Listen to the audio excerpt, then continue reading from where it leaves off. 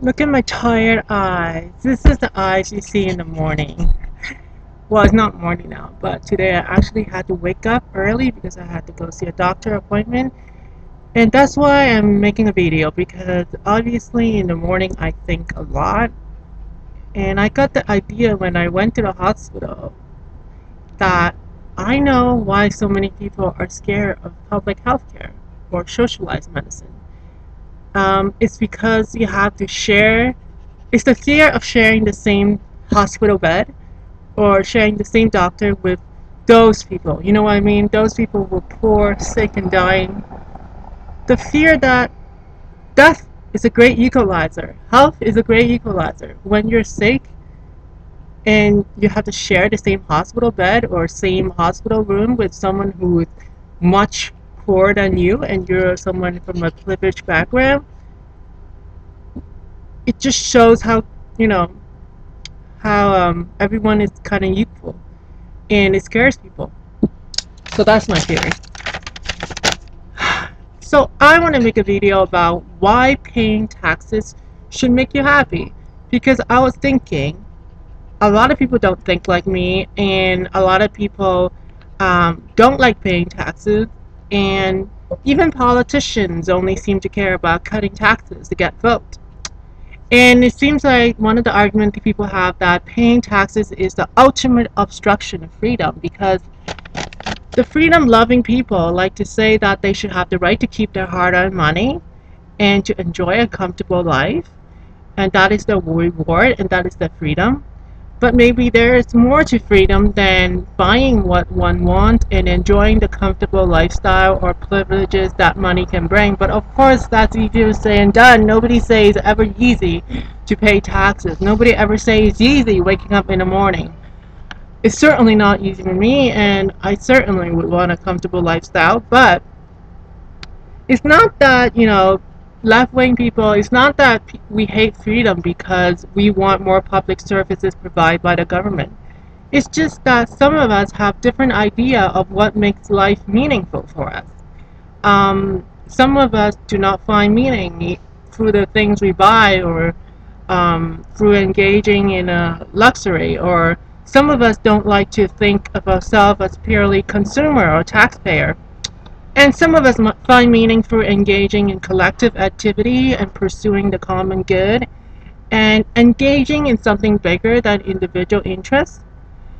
Same reason why someone would want to choose to be a community organizer instead of a corporate lawyer.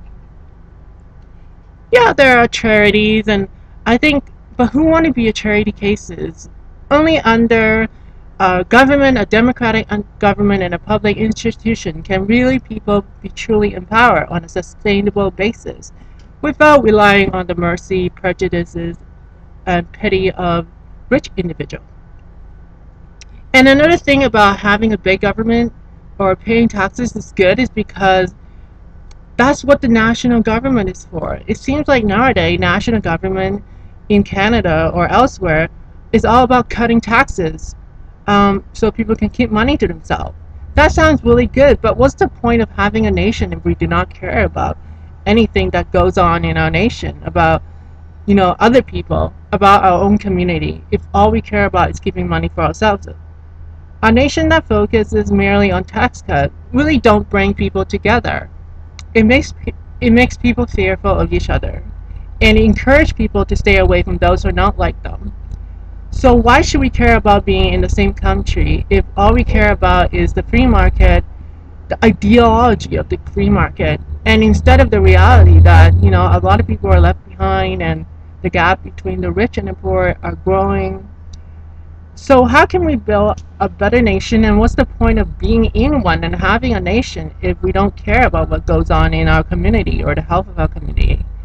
That's the kind of question that we should think about when we talk about paying taxes and freedom and being scared of the government, because it's not really about platitude. It's really about building a society, building a nation, and engaging in something that, you know, collectively. That feeling can be a great one.